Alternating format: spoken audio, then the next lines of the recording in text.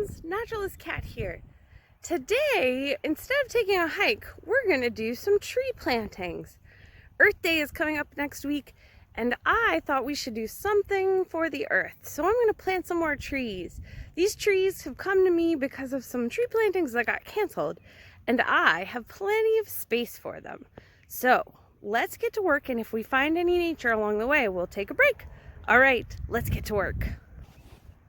So friends, before we get started on our work, we have had a lot of rain lately. So I thought, while we're down here close to my wetlands, let's go check out that wet spot. We've been waiting to see if we could find it full of water. So I'm walking across. Oh, there's a duck. Oh my goodness. I scared it. And she scared me. It's a mallard. Oh, Minnie the mallard, I'm so sorry. You were so well camouflaged. Oh goodness, friends. I want to be kind and nice to nature. So I'm gonna back up. Minnie, I'm so sorry. No, you're fine. I'm gonna back up. No, Minnie. Oh goodness. Well, there she goes, but she'll be back. We used to have a mallard that would nest on our front tree last year, and sometimes I scared her accidentally and she would come right back. So let's see. Since she flew away, I don't want to step on her nest, but we'll take a look and see if we can spot any eggs. Oh, I see them, friends. So since she's away and we're not going to do any harm, let's take a look. Okay, look right there. Do you see them? Oh my goodness, that's so exciting. Well, friends, it'll probably be a while before she gets back.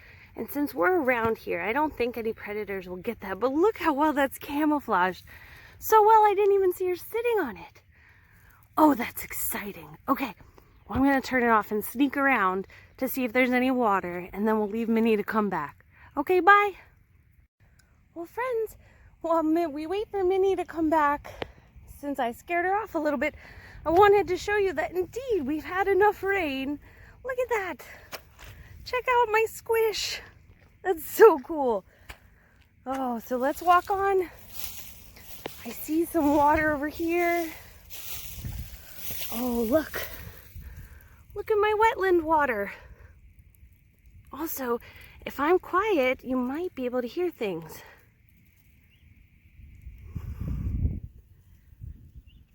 Oh, and friends, look over here. Look.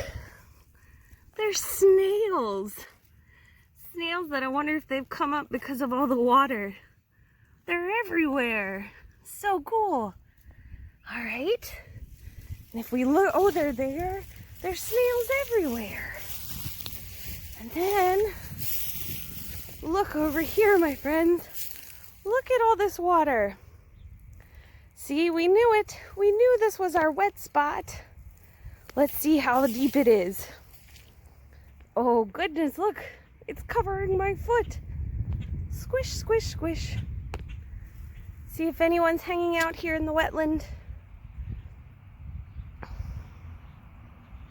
It's making fun, bubbly noises.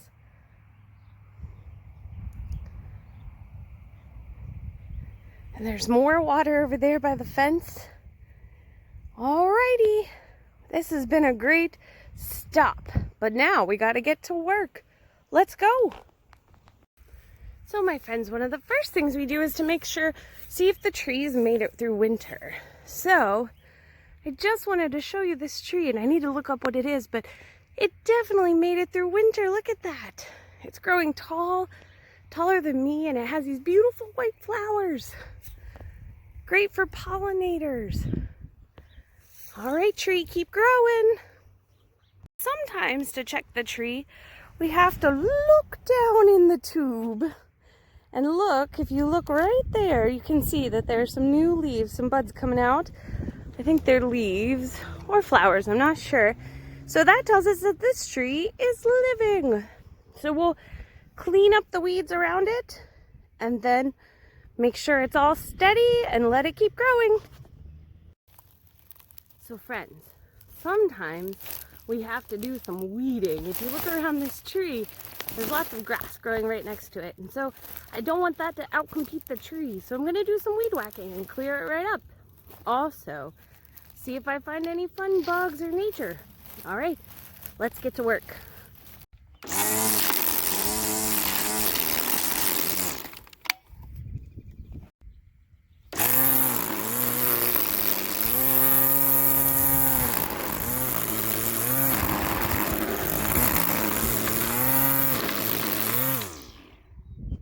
So sometimes we have to fix the tree tube. So this tree tube has fallen over, it's kind of become undone. So I'm gonna fix it right up and get this tree standing upright again. So sometimes I don't have enough tree tubes, and so I just put a stake so I don't run over them, and I have to go see, did that tree make it? Those trees don't always make it, but I decided, here's a stake, no tree tube. Let's see if it made it. And looky here. I started clearing it out, and here is the tree. And it looks like it's making it, and I have some new tree tubes. So let me go get a tree tube and we'll get it all set up. Alrighty, there she is. There she is, just sticking out of her little tree tube to help protect her. All right, tree, keep growing. So friends, here's a fun find. I was checking out this tree, which is doing really well. And look, I think we have old tree flowers here, which have kind of dried up. And then also, look at this. Another praying mantis egg case. So this is from the native one, the Carolina praying mantis. And look how cool that is. So neat. It's a habitat. Okay, back to work. Friends, I tell you, Mother Nature's pretty incredible. I came up to this pole and was sure that nothing was surviving other than this grass here because I hadn't had a tree tube. And I dig down and look what I came upon. The tree made it. It did, it survived. Boy, Mother Nature, she just wants to keep going. So I'm gonna get a tree tube on this, and this tree should be doing a lot better really soon. Great job, tree. So friends, sometimes trees don't make it. So this tree didn't have a tree tube, but I found the stake and I looked down here, and here is what was the tree. So it looks like something chewed it off. Here, we'll pull it out since it's not living. And it looks like something ate it. Maybe something over winter, got a little hungry. So the bright side of losing a tree, while it makes me sad, is that I will just dig a hole in the same spot and it should be pretty easy. And this time I have tree tubes to protect it. So we'll get to digging. Well, friends, I got tricked. Here I saw this tree and I thought it was doing well. And I go to pick up the stick and look what happened. Somebody got hungry and chewed it pretty recently, I think. Guessing a mouse or a mole or a vole, something little. But there are tiny chew marks. It reminds me of beavers. Because beavers are rodents too, and they leave chew marks. Let's see if we can get a good close. Look at those little tiny teeth marks. Oh, I'm so sad for this tree, but that's a neat find. And now I'll dig a hole here for a new tree. Alrighty. So, friends, I also wanted to show you some of my shrubbery that's doing really well. So I have right here and right here, I have some 9-bark, I think, that's doing super duper well. So cool. And then this is a tiny river birch. There's one inside the tube and then there's one growing outside. So I'm excited to see what happens to them. Just was so excited to share with you. So I just noticed, so I dug this hole where there had been a tree, but it was eaten at the roots, and I dug the hole again for a tree. And then look, I looked back after a couple minutes and look what has happened. This is about a foot down. There's water.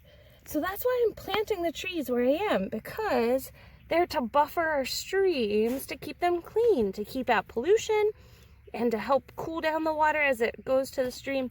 So this area is very, very wet, and it's filling with water because we've had so much rain lately. I have to be sure I pick the right tree to go here. So friends, just to show you how much a difference a tree tube makes. So take a look I don't know if you can see all the way down there. You see the green leaves? So that tree is about, probably about 2 feet tall already. I just planted it last year. And here comes the same tree that I ran out of tree tubes.